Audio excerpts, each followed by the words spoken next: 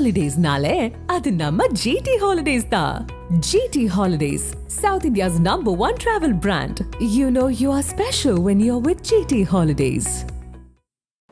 தமிழக வெற்றிக் கழகத்தினுடைய தலைவர் விஜய் அவர்கள் கரூரில் மக்கள் சந்திப்பினுடைய மக்களை சந்திக்கிற நிகழ்ச்சியில்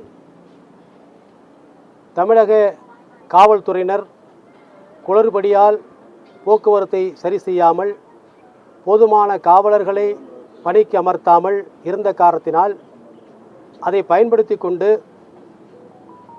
ஆளுகிற திமுக முன்னாள் அமைச்சர் செந்தில் பாலாஜி மற்றும் அவருடைய சகாக்களால் இந்த மிகப்பெரிய தமிழக வெற்றிக் கழக தலைவர் விஜய் அவர்களுக்கு தமிழக வெற்றிக் கழகத்திற்கு எதிராக மிகப்பெரிய சதிவலை பின்னப்பட்டிருக்கிறது என்பதை இந்த மனுவிலே கூறி உடனடியாக மாநில அரசாங்கத்தின் கீழ் இருக்கக்கூடிய தமிழக காவல்துறை இந்த மனுவை விசாரிக்கக்கூடாது, இதை central bureau of investigation CBI தான் விசாரிக்க வேண்டும் என்று நாங்கள் மனுவை தாக்கல் செய்து இன்றைக்கு தாக்கல் செய்திருக்கிறோம். அதில் 2 விதமான உடனடியாக இடைக்கால நிவாரணம் கேட்டிருக்கிறோம். ஒன்று, அந்த சம்பவம் நடைபெற்ற இடத்திற்கு அருகில் உள்ள சிசிடிவி பதிவுகளை எப்படியாவது நீக்கி விடுவார்கள், அதை உடனடியாக கைப்பற்ற வேண்டும். அதே போல பாதிக்கப்பட்ட அந்த எங்கள் கட்சியினுடைய தொண்டர்கள் அவர்களுடைய குழந்தைகளை இறந்திருக்கக்கூடிய பெற்றோர்கள் அவருடைய உறவினர்களை சந்திப்பதற்கு தலைவர் விஜய் அவர்களுக்கு உரிய பாதுகாப்பு தர வேண்டும் என்று 2 கோரிக்கைகளின் அடிப்படையில் மொத்தம் 3 விதமான கோரிக்கைகளை வைத்து இன்றைக்கு நாங்கள் மனுவை தாக்கல் செய்ய இங்கே வந்தோம். வந்த நேரத்தில் நேற்று எங்களுக்கு உயர் இந்திய நீதிமன்றத்தினுடைய நீதியரசர் அவர்கள் இன்றைக்கு மதியம் விசாரணைக்கு எடுத்துக்கொள்வதாக கூறியிருந்தார்கள். ஆனால் இதுவரை எங்களுக்கு எந்த ரிஜிஸ்ட்ரார் ஆஃப் ஜுடிஷியலுக்கு எந்த விதமான உத்தரவு வரவில்லை என்று சொல்லியிருக்கிறார்கள். அதனால் நாங்கள் காத்திருக்கிறோம். இன்று ஒருவேளை அது இந்த மனுவை விசாரிக்காமல் இருந்தால் நாளையோ அல்லது வெள்ளிக்கிழமையோ இந்த மனு விசாரணைக்கு வரும் என்று நாங்கள் நம்புகிறோம். சார், இப்போ பண்டிகை கால விடுமுறையில் போயிருக்கு. இந்த அமர்வில் செவ்வாய்க்கிழமை தான் இந்த மனு தாக்கல் செய்ய முடியும், வெள்ளிக்கிழமை தான் வழக்கு விசாரணைக்கு வரும். ஆமாம். ஆனால் நீங்கள் நேற்றே இன்னைக்கு இந்த வழக்கு 2 காலுக்கு விசாரணைக்கு வருதுன்ற மாதிரி சொன்னீங்க. ஆமாம், நேற்று நாங்கள் நீதியரசருடைய இல்லத்திற்கு சென்று நாங்கள் உடனடியாக, ஏன்னா இதில் நிறைய சிசிடிவி பதிவுகள் இருக்குது, இந்த பதிவுகளை எல்லாம் நீக்குவதற்கான இந்த தடயங்களை அழிப்பதற்கான வேலைகள் நிறையா இருக்குது. ஏன்னா அந்த இடத்துல லத்தி சார்ஜ் செய்யப்பட்டிருக்கு, அந்த இடத்துல கரண்ட்டை கட் செய்திருக்கிறார்கள். இதுவரை தலைவர் விஜய் அவர்களுடைய இந்த நிகழ்ச்சியில் இதுவரை எங்கேயும் இந்த லத்தி சார்ஜ் செய்யப்படவில்லை.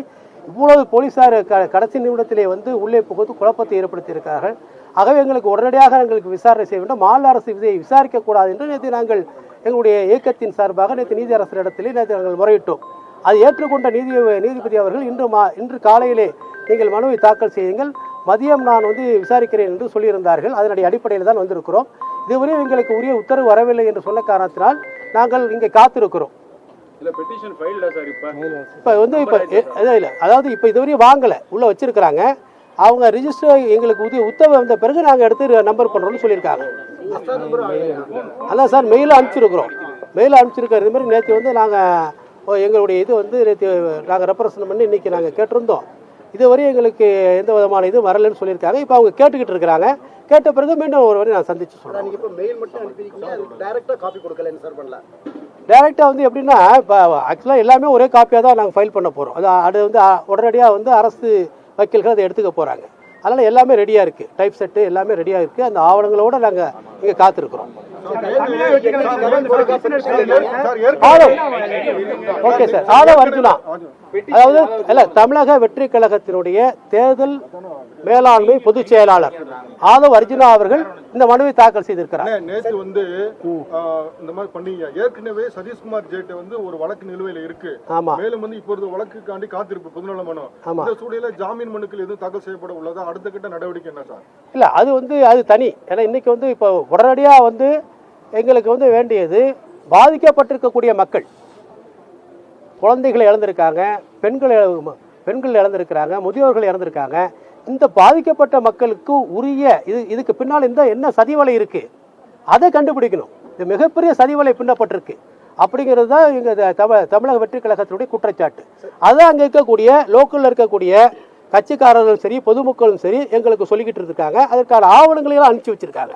அதனால உடனடியாக எங்களுக்கு வேண்டியது பொதுமக்களுக்கான பாதுகாப்பு, பொதுமக்களுக்கு உரிய நிவாரணம், பொதுமக்களுக்கு உரிய நீதி, அதை தான் பெற்றுத்தரணும். அதுக்கு பிறகுதான் தனிப்பட்ட முறையில் எங்களுடைய பொதுச் செயலாளரோ துணை இணை பொதுச் செயலாளர்களோ எங்களுடைய மாவட்ட நிர்வாகிகளோ அதுக்கு பிறகு அவங்க வந்து பிணை மனுவா அல்லது முன்ஜாமீன் மனுவா என்பதை அவர்கள் முடிவு செய்து கொள்வார்கள்.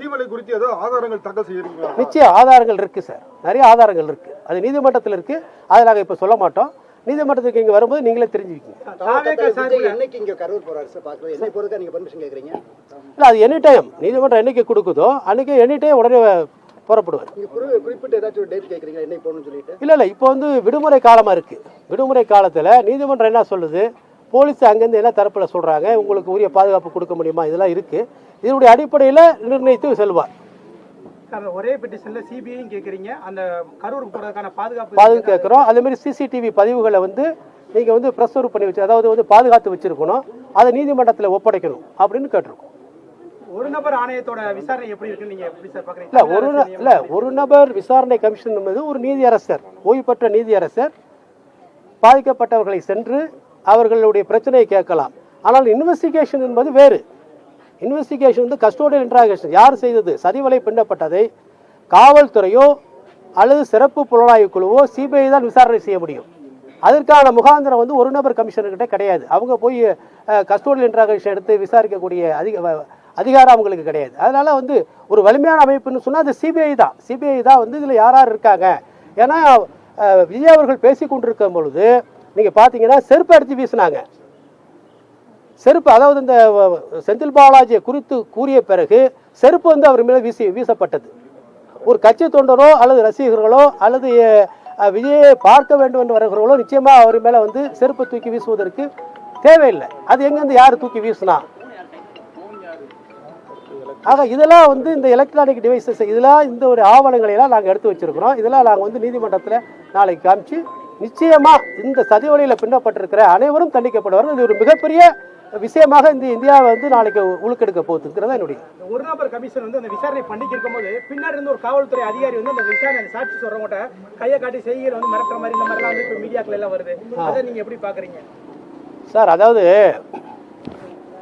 இது வந்து இந்த மரணங்கிறது வந்து இப்படி ஒரு யாருமே நினைத்து பார்க்க முடியாத மரணம். குழந்தைகள்லாம் இறந்துருக்காங்க, பெண்கள் இறந்திருக்காங்க, கர்ப்பிணி பெண்கள் இறந்திருக்காங்க. இதிலையும் அரசியல் செய்ய வேண்டும் என்று நினைப்பது ஒரு கீழ்த்தரமான ஒன்றதாக நான் கருதுகிறேன். ஒரு கீழ்த்தரமானது. இவ்வளோ ஒரு மரண ஓலம் கேட்ட பிறகு என்ன பெரிய நமக்கு வந்து பதிவு வந்து என்ன ஆக போகுது? இதிலேயே அரசியல் செய்கிறார்கள் என்றால் அவர்களாம் மனிதர்களே கிடையாது, மனிதர்களே கிடையாது. இதில் வந்து ஒரு உரிய ஒரு உன்னதம் என்ன அடிப்படை நடந்துச்சு? ஏன்னா திருச்சியில் தொடங்கினார். திருச்சியில் தொடங்கும்போது எந்த பிரச்சனையும் கிடையாது, நாகப்பட்டினத்தில் பிரச்சனை கிடையாது, அரியலூரில் பிரச்சனை கிடையாது, நாமக்கல்லில் பிரச்சனை கிடையாது. இங்கே கரூரில் மட்டும் என்ன ஏன் நடந்துச்சு? கரூரில் மட்டும் நடப்பதற்காக காரணம் என்ன? கரூரில் மட்டும் ஏன் ஏற்கனவே முதல் நாளே வந்து பல்வேறு பத்திரிகைகள் இங்கே கரூரில் நடந்தினால் பல பிரச்சனைகள் ஏற்படும் என்று நிறைய பத்திரிகைகள் சொல்லியிருக்காங்க. இதுக்கெல்லாம் யார் காரணம்? எல்லாரும் ஒரு நபரை தான் வந்து கை நீட்டி சொல்கிறாங்க. அந்த ஊர் மக்களாக இருந்தாலும் சரி, மற்ற மீடியாக்களில் வரக்கூடிய செய்திகளாக இருந்தாலும் மற்றவர்கள் கூட ஒரு நபரை தான் அவர் தான் பின்னால் இருந்து இயக்குவதாக சொல்லியிருக்கிறார்கள். அதை வந்து காவல்துறையோ அல்லது சிபிஐ தான் விசாரணை செய்து கண்டுபிடிக்க வேண்டும். அதுக்காக தான் நாங்கள் வந்து இந்த மனுவை நாங்கள் தாக்கல் செய்ய உள்ளோம். அதாவது நேற்று ஒரு காவல்துறை அதிகாரி பேட்டி கொடுக்கும்போது நாங்கள் வந்து அந்த ரவுண்டான பக்கத்திலே கூட்டம் அதிகமாக இருக்கு, அங்கேயே பேச சொன்னோம். ஆனால் அவங்க தரப்புல வந்து இந்த மாதிரி இல்லை, அங்கே தான் பேச முடியாது இல்லை சொன்னதுனால நெரிசல் படி அதெல்லாம் பொய்யுங்க. நாங்கள் வந்து மக்கள் எளிதாக செல்வதற்கும் மக்கள் பெருங்கூட்டத்தில் வந்து போதுமான இடம் எங்கே இருக்குதோ அங்கே தான் கேட்டோம். அவங்க தான் அங்கெல்லாம் கொடுக்க முடியாது, நீங்கள் இங்கே எடுத்துக்கன்னு அவங்க தான் சொன்னாங்க. இந்த இடத்துல தான் கொடுப்போம், முடிஞ்சால் நடத்துங்கன்னு சொல்லி அது ஒரு நாளைக்கு முன்னாடி தான் கொடுக்குறாங்க. அது பத்திரிகைகளில் வந்த செய்தி தான். ஆக வந்து இப்போ எதுவாச்சும் சொல்லலாம். ஏன்னா இப்போ வந்து ஒரு சம்பவம் நடந்த பிறகு நாங்கள் அப்படி சொன்னோம் அப்படி செய்தோம் என்று சொல்வதெல்லாம் வந்து இது வந்து அவர்களுடைய பொறுப்பை தட்டி கழிப்பதாக இருக்கிறது.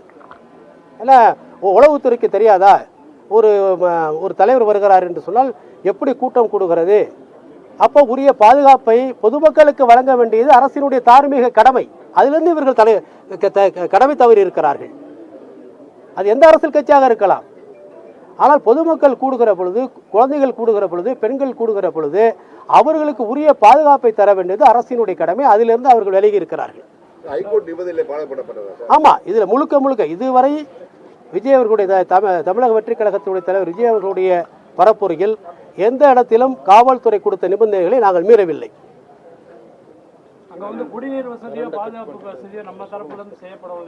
இல்ல, குடிநீர் கொடுத்திருந்தாங்க. அதே போல உணவும் ஏற்படப்பட்டது ஒவ்வொரு இடத்துலையும். இப்போ எடுத்துக்கிட்டிங்கன்னா மதுரையில் மாநாடு நடக்கும்போது 2 லட்சம் பேருக்கு உணவு தயார் செஞ்சுருந்தாங்க. 10 லட்சம் குடிநீர் பாட்டில்களை கொண்டு வந்திருந்தாங்க. அதனால் எங்கேயுமே கிடையாது. எல்லா இடத்திலையும் தமிழக வெற்றி கழகத்தினுடைய மாவட்ட நிர்வாகிகள் அந்தந்த பகுதியில் உள்ளவர்கள் அனைவரும் அந்த பொதுமக்களுக்கு தேவையான உணவு குடிநீர் எல்லாவற்றையும் கொடுத்துருக்கிறோம். அதுதான் உண்மை. எஃப்ஐஆர் ஃபைல் பண்ணிருக்காங்க. பாத்தீங்கன்னா மரத்திலிருந்து கீழே விழுந்ததுனால தான் ஒரு 11 பேரோட உயிரிழப்புகள் ஏற்பட்டிருக்கு. அதனால தான் இல்ல அது தவறு. அதாவது லத்தி சார்ஜ் பண்ணும்போது அங்க ஒரு டிரைனேஜ் போட்டு எஃப்ஐஆர் ஃபைல் பண்ணி இப்போ அப்டேட் ஃபைல் பண்ணிருக்காங்க.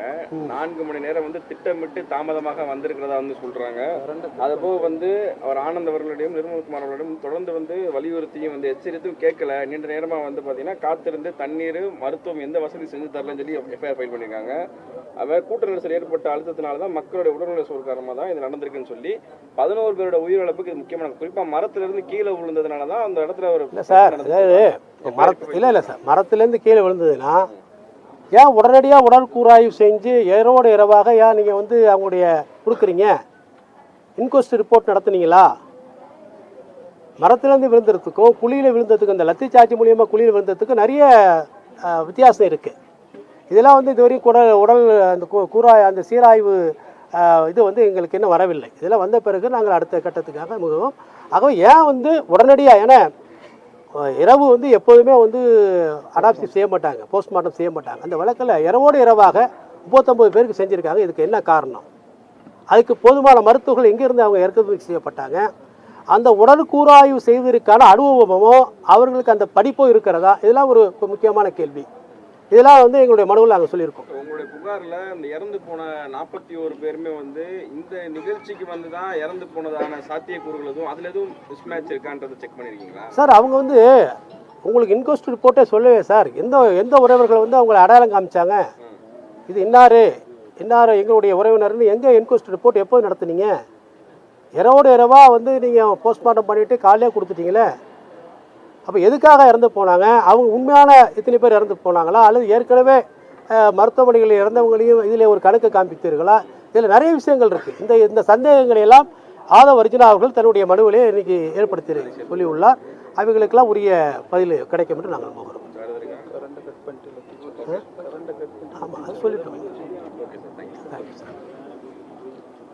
Thank you sir. அந்த இப்போ இது வாங்கி எஃப்ஐஆர் வாங்கி அந்த எஃப்ஐஆர் அனுப்பிச்சி விடுங்க சார். வாங்கிக்கோங்க சார். சார் சொல்கிறாங்க இல்லை, அது சொல்லியாச்சு, கரெக்ட் சொல்லிட்டோம். ஹாலிடேஸ்னாலே அது நம்ம ஜிடி ஹாலிடேஸ் தான். GT holidays, South India's #1 travel brand. You know you are special when you're with GT Holidays.